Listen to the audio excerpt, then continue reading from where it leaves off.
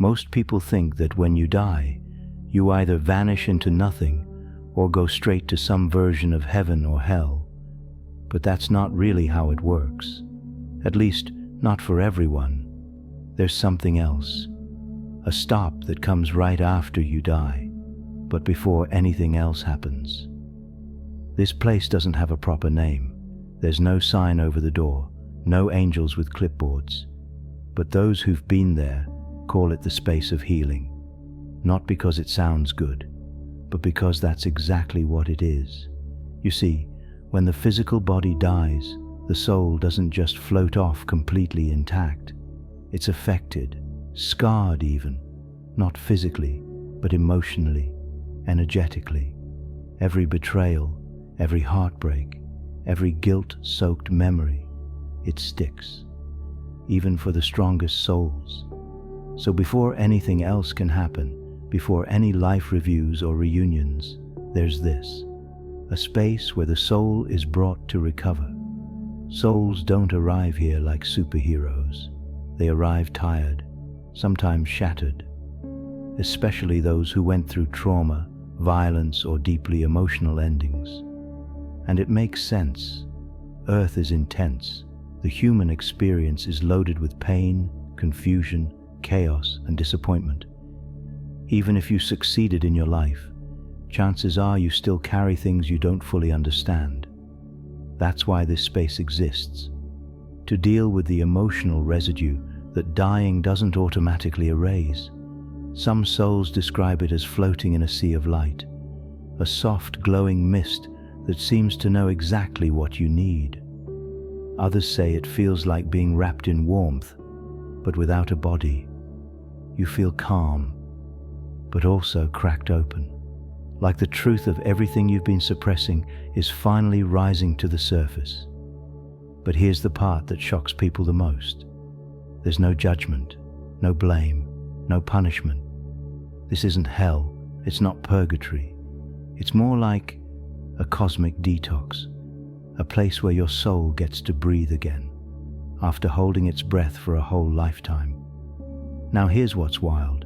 Some souls don't realize they're in this place. They just feel the release. They feel lighter. But for others, it's an emotional roller coaster. Some re-experience moments they couldn't process while alive, like the loss of a loved one or the pain they caused someone else.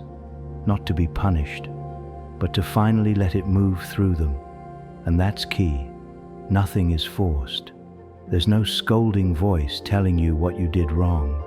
Instead, it's like your own consciousness starts showing you everything you couldn't face on Earth. But now, you can face it. Because there's no ego here, no pretending. Just the raw, stripped-down version of you, ready to heal.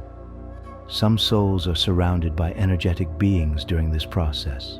Not people, not angels, not anything with wings or robes, but presences, beings of light or pure energy, who seem to hold space for them. They don't talk, they don't guide, they just are. They radiate understanding, and in that energy, the soul begins to mend. For example, a soul who lived a life full of rage may find itself immersed in waves of peace so deep it starts breaking down the walls it built. A soul burdened by guilt might be shown that their pain doesn't need to define them, and a soul that's just lost might finally feel what it's like to be seen, fully, completely. This healing space doesn't look the same for everyone. For some, it's like a giant chamber of soft colors and sounds that change depending on your needs. For others, it's more abstract, just a feeling, a frequency. Some experience a kind of spiritual technology, like pulses of vibration moving through their essence, repairing broken pieces they didn't even know were there. Time doesn't work here the way it does on Earth. You might feel like you're there for days, weeks, or even lifetimes. But in soul terms, it's instantaneous. There's no rush. The process takes exactly as long as it needs to. And here's something that really messes with people. In this space, you begin to remember. Not your name, not your job or your Instagram handle, but you, the real you, the part of you that existed long before this lifetime and will exist long after. The identity you had on Earth starts to fade, not in a scary way, more like waking up from a dream and realizing you were acting in a role. And now, the costume is coming off. You remember past lives. You remember the souls you've journeyed with before. You remember your deeper purpose. And sometimes, you remember that you chose your last life, even the painful parts. That realization can hit hard. But in this space, you're strong enough to face it. Eventually, once the soul is restored, when the emotional weight is lifted and the energy is balanced, it moves on. To where? That depends. Some reunite with their soul group, a kind of spiritual family. Others move into a review phase where they analyze what they just went through.